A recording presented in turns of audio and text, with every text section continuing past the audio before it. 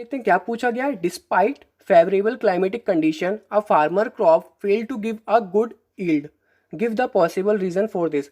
इसने बोला अगर हमें मतलब किसान को जो है क्लाइमेटिक कंडीशन अच्छी मिले, मतलब अगर बारिश के टाइम पे बारिश हो, मतलब किसान को अगर पानी चाहिए उस समय वहाँ पे बारिश हो रही है और यहाँ पे सारी कंडीशन उसके फेवरेबल हो, फिर भी वहाँ पे अच्छी क्रॉप क्यों नहीं उग पाती, ये हमें बताना है।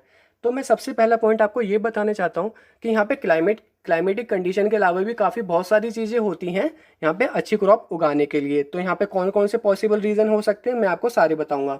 तो सबसे पहला जो है, he did not use healthy and good quality seeds. पहली कंडीशन ये हो सकती है कि उसने अच्छी क्वालिटी के बीज ना लिए हों, बेकार क्वालिटी के हों, जिससे उसकी जो फसल है अच्छे से ना उग पाए। ठीक है। सेकेंड पॉइंट है, his agriculture field might not be well irrigated.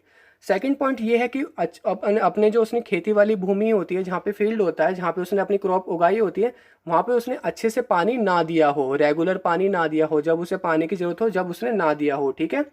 Third point है हमारा, seeds were not sown in appropriate distance and depth.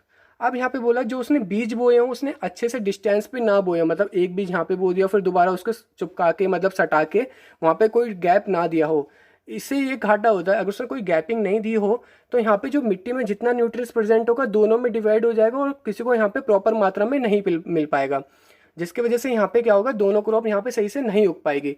अगर ये डिस्टेंस में लगाता क्रॉप, मतलब रेगुलर इंटरवल्स में लगाता, तो यहाँ पे उनको क्या मिलते हैं, प्रॉपर न्यूट्रिएंट्स मिल पाती हैं सॉइल से, जिससे ये अच्छी ग्रो कर पाते हैं। ठीक है। तो इसका यहाँ पे एक ये पॉइंट भी था। फोर्थ पॉइंट है हमारा, the soil might not B tilde और प्लव्ड और लेवल्ड प्रॉपरली। उसने मिट्टी को अच्छे से तैयार ना किया हो, उसको घुमाया ना हो। घुमाने से क्या होता है, वहाँ पे माइक्रोब जो प्रेजेंट होते हैं वो फर्दर टिलिंग करते हैं और वहाँ पे मिट्टी को तैयार करना यहाँ पे बहुत ज़रूरी होता है। मिट्टी को तैयार करने के बाद उसको वहाँ पे बिठाना भी ज़रूरी होता है, क्योंकि जब मिट्टी तैयार होती है तो ऊपर क्या होता है, उसके न्यूट्रिएंट्स आ जाते हैं। अब न्यूट्रिएंट्स हवा में उड़ ना जाए तो उसको यहाँ पे एक लेवलर से क्या करते थे, दबा दिया जाता था, जिससे वहाँ पे मिट्टी उड़े ना। तो ये चीज़ ना करियो जिससे उसकी क्रॉप ना उगी हो अच्छे से। फिफ्थ पॉइंट है, weeds were not remove. Weeds होते हैं जो हमारे अनवांटेड क्रॉप होते हैं, जो हमें नहीं चाहिए होते।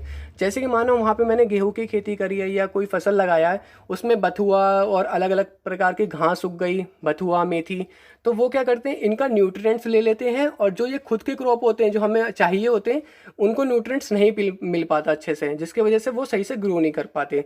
तो वीड्स रिमूव करना भी बहुत ज़रूरी होता है। सिक्स पॉइंट है हमारा, मैन्योर्स और fertilisers might not be added at the proper time और in proper quantity. Manure fertiliser ये होते हैं हमारे खाद। ठीक है। अगर हमने वहाँ पे खाद अच्छे से यूज़ ना करी हो, मैन्योर जो होती है हमारी नेचुरल होती है, फर्टिलाइजर कंपनी में तैयार होती है, जैसे कि एनपीके, नाइट्रोजन, फॉस्फोरस और पोटेशियम। मैन्योर्स हमारे काउडंग होते हैं, जैसे कि गोबर हो गया, और प्लांट जो मर जाते हैं, प्लांट रेसिड्यूज, तो वो हमारे क्या होते हैं, मैन्योर्स कैटेगरी में आते हैं। अगर उसने अच्छे से खाद वहाँ पे यूज़ ना करी हो और प्रॉपर क्वांटिटी में यूज़ ना करी हो, तो इसकी वजह से वहाँ पे उसकी क्रॉप नहीं उग पाएगी, क्योंकि वहाँ पे क्रॉप को उगने के लिए न्यूट्रिएंट चाहिए और न्यूट्रिएंट्स के लिए उसे वहाँ पे फर्टिलाइजर और मैन्योर्स की ज़रूरत पड़ती है। ठीक है। ये सारे पॉइंट यहाँ पे पॉसिबल हो सकते हैं। होप आपको ये वीडियो समझ में आई हो। अब हम बढ़ते हैं अपने नेक्स्ट क्वेश्चन की तरफ।